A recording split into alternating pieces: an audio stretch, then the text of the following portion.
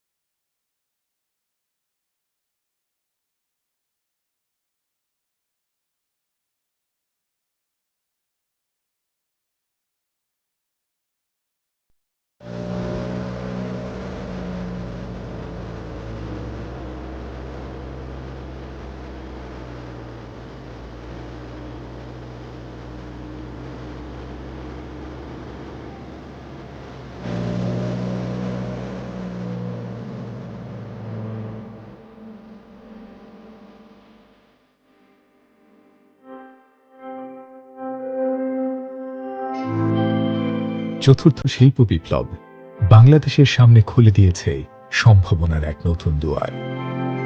সমৃদ্ধির এই অগ্রযাত্রায় ভিশন 2041-এর সফল বাস্তবায়নের মাধ্যমে সমৃদ্ধ ভবিষ্যৎ নিশ্চিত করতে পার্ক অথরিটি সারা দেশে সরকারি ও বেসরকারি মিলিয়ে 102টি hi tech park, software technology park, IT training and incubation centre স্থাপনের কার্যক্রমের মাঝে ইতোমধ্যে 9টি পার্কে ব্যবসায়িক কার্যক্রম চলমান রয়েছে।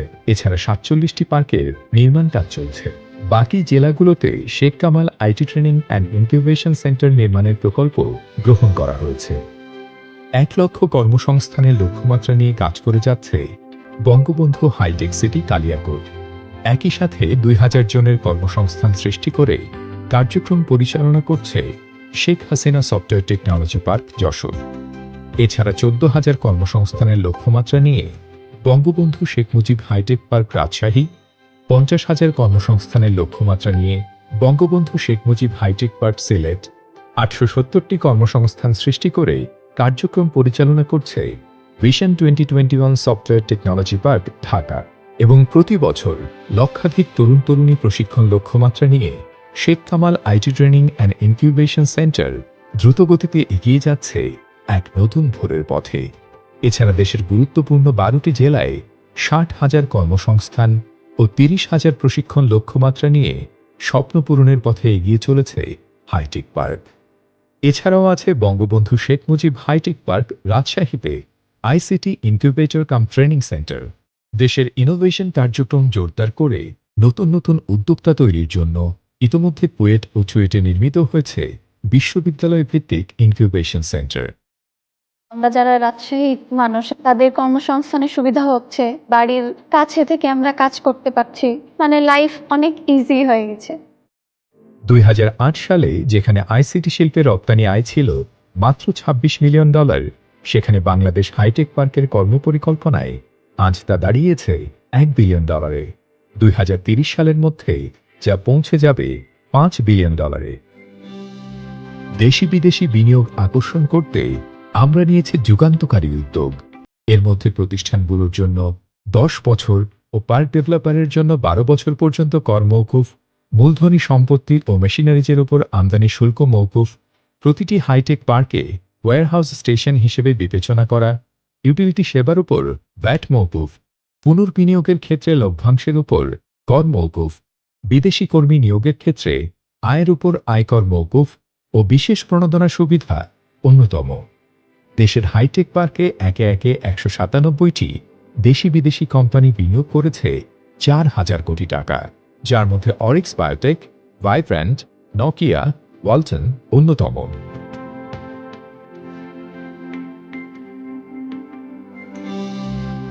এককালে নোকিয়া ছিল মেড ইন হাঙ্গেরি, আর ফাইনালি এখন made in Bangladesh. Hi tech park অথরিটির সহায়তায় চলছে বেসরকারি হাইটেক পার্ক ও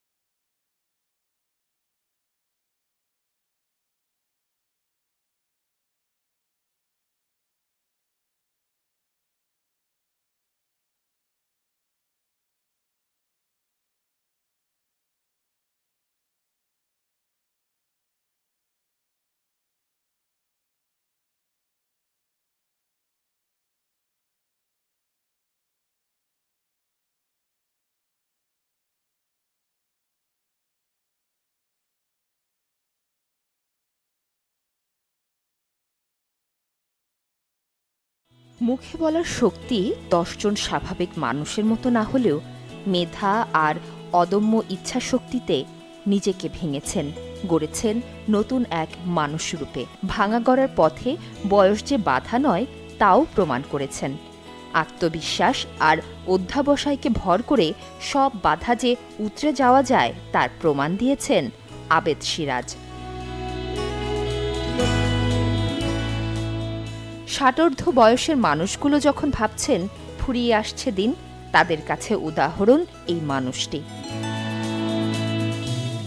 ছোটবেলা থেকেই স্বাভাবিক 10 জনের মতো স্পষ্ট করে কথা বলতে পারেন না আবেদ সিরাজ। এজন্য মনের ভাবটাও প্রকাশ করেন অনেক কষ্টে। তাতে কেউ বোঝেন, কেউ বোঝেন না। পড়াশোনা শেষে কর্মক্ষেত্রে পড়তে হয় নানা সমস্যায়, কিন্তু দমে যাননি এতটুকু। প্রযুক্তির ছোঁয়ায় নিজেকে গড়েছেন একজন দক্ষ ফ্রিল্যান্সার হিসেবে। দুইটা প্রতিষ্ঠান ছিল, তারাও নেয় নাই। আমি যখন কিটে আসছি আমি দ্বন্দ্বে ছিলাম যে তারা নেবে কিনা না নেবে। তখন আমার 63 বয়স ওই ধরনের ছিল, ওইরকম। তো আমি পরবর্তীতে ওখানকার একজন শিক্ষক ছিলেন রানা স্যার, দেখে কি কেন করছেন, তখন ওনারা বলতে স্যার এই অবস্থায় এখানে উনি আমার এই দেখে ওনারা বলছে, বলার পরে উনি হাত দিয়ে বলছে আসেন, আপনি আসেন, আমাদের ধরছে, আমরা আপনাকে শেখাবো। ওনারা আমাকে নিছে, নেওয়ার পরে ওনারা টাকা দেয় নাই, ওখানে ভর্তি করেছে, করার পরে ওখান থেকে আমার যাত্রা আরম্ভ।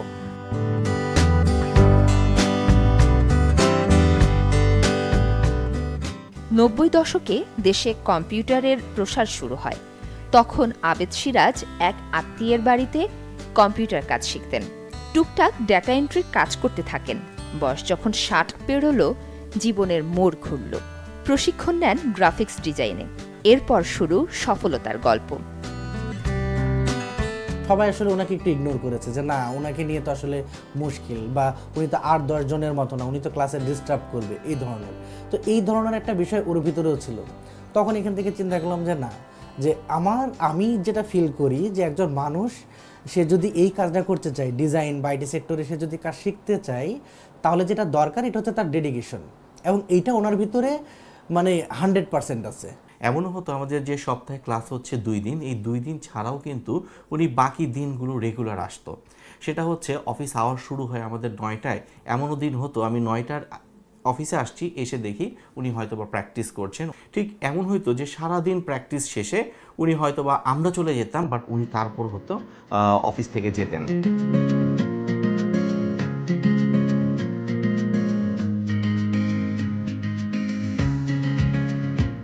এখন অনলাইনের বিভিন্ন প্ল্যাটফর্মে কাজ করে আর্থিক উন্নতির সাথে সাথে